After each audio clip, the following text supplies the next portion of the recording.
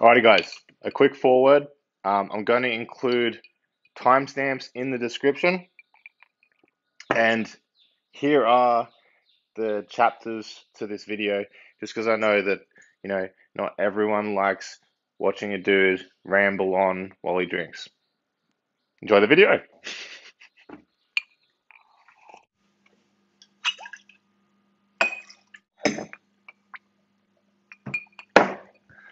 Welcome back to Hoochos. Today on Hoochos, we're going to answer the question that no one ever asked. What do you get for your money from a grow light from Bunnings? Alright, so in front of me I've got 3 different grow lights from the homegrown range that are available off the shelf at Bunnings Warehouse, which is Australia's Home Depot.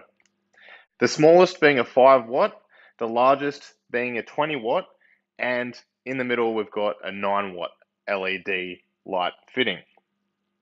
They range in price from $19.90 to $39 to $69, and advertise on the front of the packaging that you can grow anything from leafy greens to fruiting plants.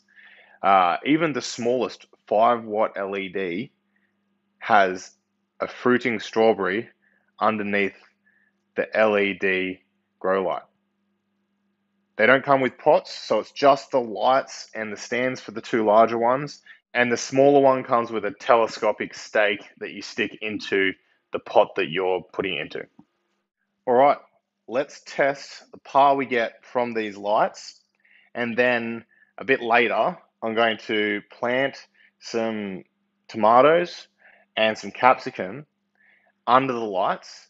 We'll do a time-lapse grow of these plants under these lights in self-watering pots that I'm going to fill up with hydroponic nutrient.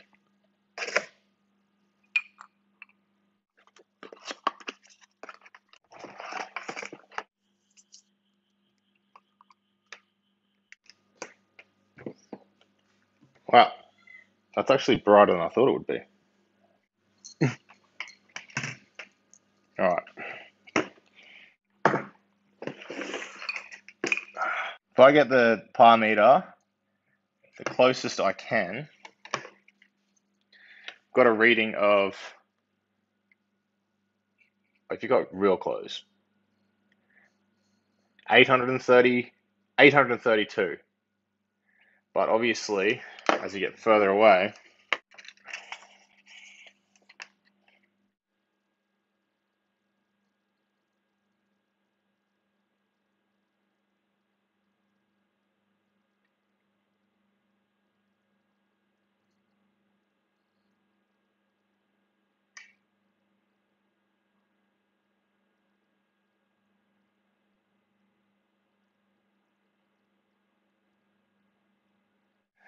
so those are probably like seedling and cloning numbers. You might get some vegetative growth underneath that, but I would not put a fruiting plant underneath that light. So this is the 9 watt light. Now, I was actually pretty impressed with 5 watts putting out, that much power. So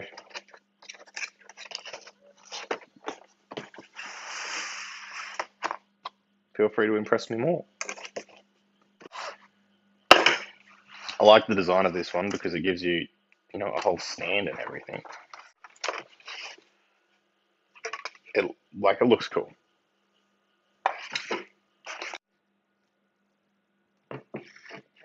Whoop. Oh yeah, I may have. It's too dark. There we go. Well, it's too dark. All right, so for this one, I like the color of the light. It's definitely full spectrum. All right, so for this one, I'm actually going to just put a tape measure up there so you can see the par as I drop or raise the par sensor. And that should give you some idea of what it's outputting. I like the design though. Like, if I didn't buy such an ugly pot, oh well. Right, it's really hard to get this par sensor to show you without getting that glare. All right.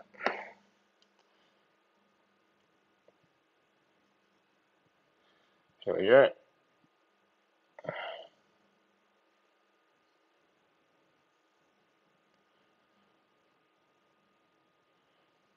All right, now we're starting to get somewhere. Now, obviously, you're not going to have the plants that close, although you could. For fruiting plants, I mean, in this range, yep. And I mean, you don't get much room to grow your plant, but you could. And I mean, here is like your veg, leafy greens. And then as you come down, yeah, this is like seedlings and clones. So, I mean, yeah, it works. It's actually more powerful than I thought it was going to be. Anyway, and because I'm getting really sick of turning on and off my lights, you get to see this one unboxed underneath the previous one. So this one's the big one. This is the big girl. Big boy. The big light. 20 watts. 69 Australian dollars. What do you get?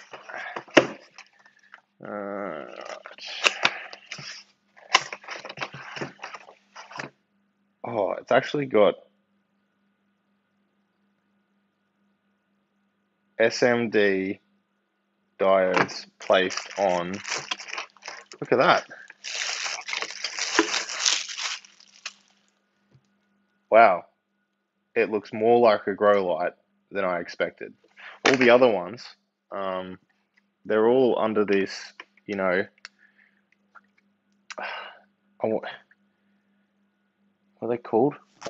What are those things called you put over lights that disperse the light? No.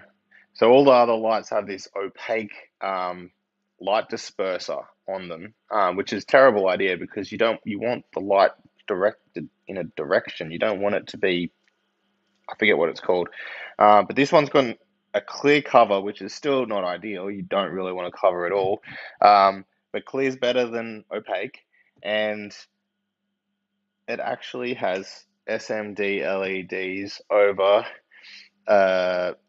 PCB. Like, have a look at that. Look at that. That's starting to look more like a grow light. Yeah, right. Okay. Let's put it together. Stand. I like this. This is nice. Yeah.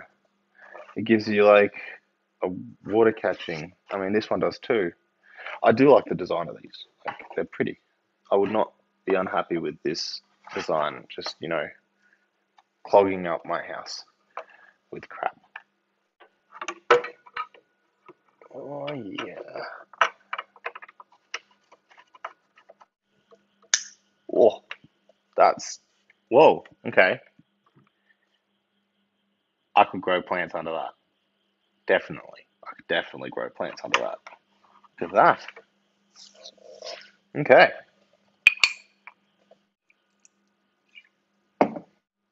What have we got here? Let's throw our tape under and make some measurements. So on the base, this is at full height, or just under full height, but you know, close enough. So you got 75 at the base, which you'll never have anyway, because you'll have plants in there in a pot, something about that height. One right in the middle, I'm gonna go We'll do the sides later. 156. Okay, you're looking at a good veg height of that. So like, oh, maybe a bit more. Yeah. I mean, it's consistent across though, ish. Yeah. So you're probably looking at about at 150 millimeters or 15 centimeters. You could probably grow, you know, the veg growth of a fruiting species or I don't even know if you could do that. Let's take it up closer. Look, if you wanted to fruit something that height, I mean, you could do it, and I'm going to try, but you need like all the canopy under this part. You can do it. I think you could do it. It'd be slow going, but you could do it. All right, let's get it as close as possible. And you know what?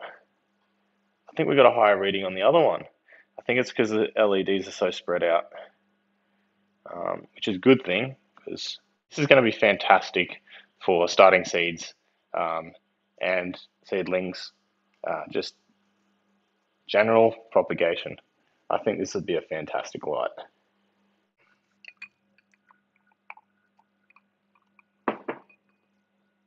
All right, so to test these lights, I'm going to add in probably one of each, the tomatoes and the capsicum, into a self-watering pot filled with 50-50 mix of vermiculite and perlite, which I'll top water to start with, and then after a while I'll rely on the reservoir at the bottom to wick up into the pot itself. So hopefully I won't have to refill these too often, and if the growth going on what the LEDs produce is anything to go by, I don't think I'll have to refill them very often. But we'll see how they go.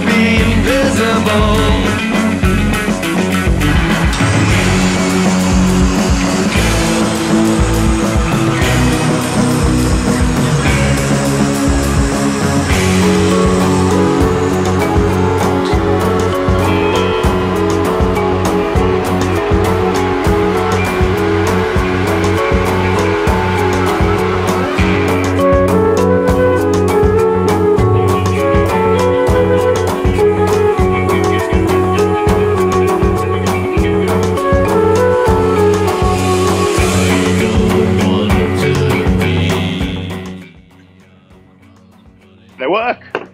I mean, you can colour me impressed because I did not think that a 5-watt light could pull that off.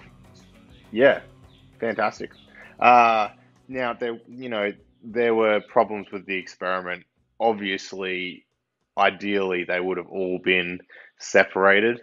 Although I did put the weakest light at the top so that the effect of the par it was producing would have the least amount of effect on the lights below.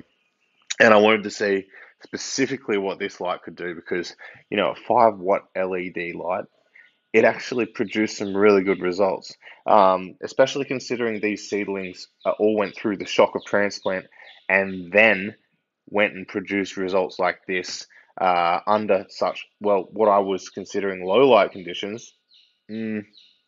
maybe not. I think that I actually might have stunted this one's growth by having it too close to the light in hindsight. Uh, and this technique for delivering nutrients, sorry about that, the chickens and ducks are going crazy. Um, for delivering nutrients is really cool. Self-watering pots. Maybe that is a good method to explore in the future. Who knows? And I'm going to use this light here with a technique I'm developing for seedlings to take them straight from seed to NFT, eliminating the propagator. Because the more steps you can eliminate, the lazier you can be, like me.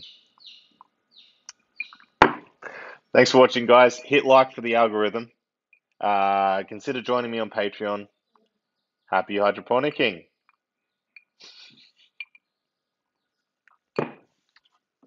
Cool.